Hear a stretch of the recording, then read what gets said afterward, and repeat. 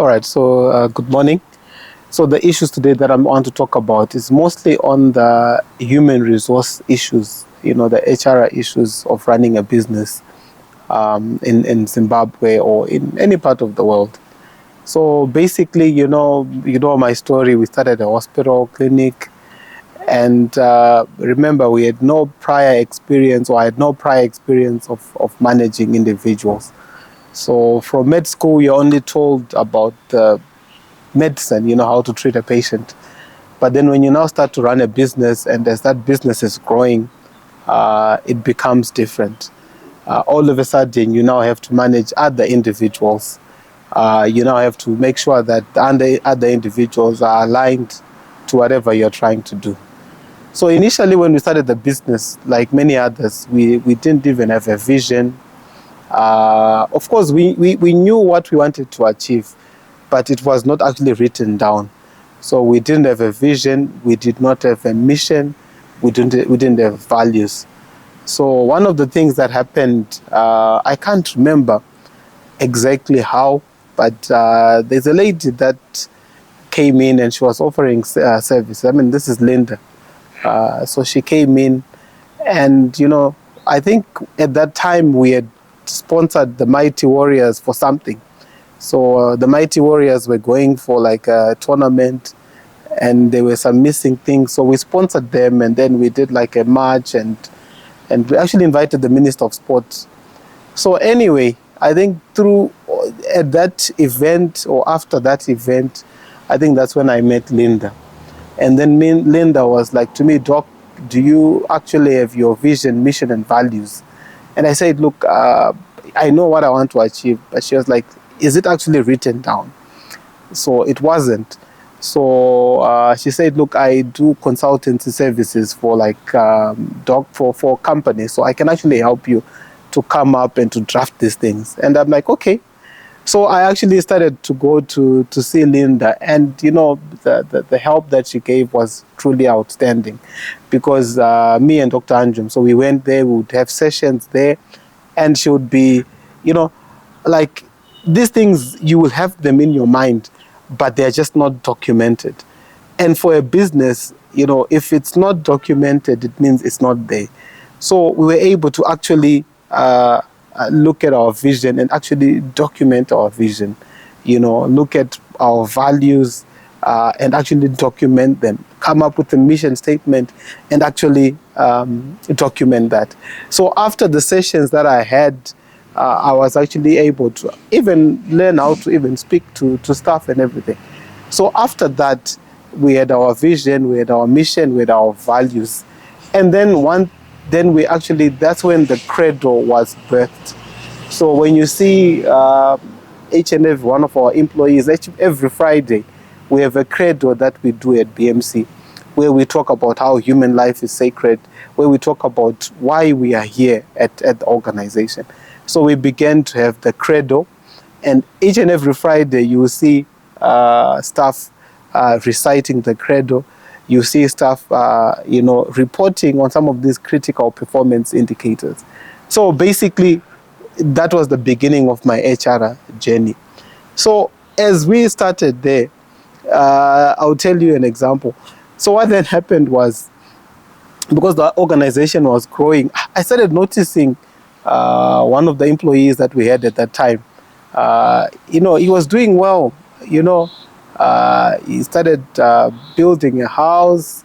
He was actually buying cars, and I was actually quite happy that, my employees are actually progressing, But lo and behold, at that time, we also then engaged an accountant. So basically, we now had an external accountant who would come and look at our books. So he looks and says, Doc, there are some funds that are missing. And then we discovered that we had some funds that were being stolen. And unfortunately, it was that employee.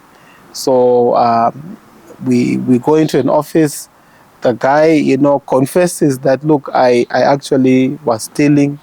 I estimate that I've stolen so much. And I recorded this on my phone.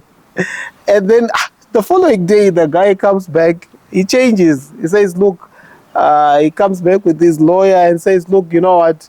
I was coerced to say this. I didn't steal anything. So, we are now here, and then we now have an HR issue now, because you are saying, you stole, you want to get rid of them. But then this guy is saying, no, no, no, I didn't steal. That confession that I said yesterday, it was under duress. So I'm not, and the lawyer is now there. And then, I didn't know what to do. So I then also consulted my lawyers, and my lawyer said, look, let's get let's get an arbitrator, and let's talk about this. So, that arbitration process is an expensive process, because you pay the arbitrator, you pay your own lawyer. So, you're getting like double the lawyer fees. And at the end of the day, one of the questions that the opposing lawyer said, look, is there anywhere where it's written down how your employee is supposed to actually conduct themselves when they handle money? For example, if they get money today, when are they supposed to bank it? At what stage? So we didn't have anything written down. So unfortunately, we lost the case, because we didn't have anything actually documented to say that this is how an employee should actually be working in an organization. So, we then agreed to have a mutual termination at that stage. But I then learned that, when you're starting an organization, you need to have things written down. And this is why even at BMC now, you see, we've got a booklet like this, which I signed another version today, but we keep updating them. So in this booklet, all our employees, they know what they're supposed to be doing. So in any case that you have a disciplinary issue, you've got a document that you can actually refer to. So one thing, guys, it's so important to make sure that you've got a set of standard operating procedures or process flows that all your employees can actually adhere to. And it's so critical that on the top line, that everyone in the organization knows the vision, the mission, the values of the organization, because that's so important, that everyone is aligned. And for us, because of our credo and because of what we are doing, that is actually happening like that. And then apart from this, it's also important to have role negotiations. So this is what I now do. So when an employee comes in, especially if they are working under me directly, I do a process where we call the role negotiation session. So this is a process whereby you sit down with the employee, you agree on what you expect as the supervisor, and then the employee also looks to say, okay, I can achieve this, and then you guys agree. So that's why we call it a role negotiation session. So once you agree on the roles, you now are able to actually do regular appraisals. And here at BMC, we don't wait.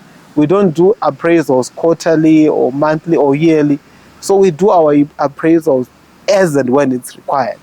So when performance is extremely good, we can just do an ad hoc appraisal. When performance is bad, we also do an ad hoc appraisal.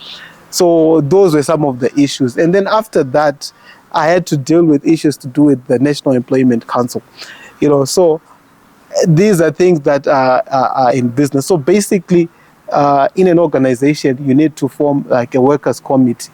And this workers' committee has got representatives from the actual workers and also the management. So these are the guys that if you want to do any disciplinary procedure, you need to have that committee in your organization.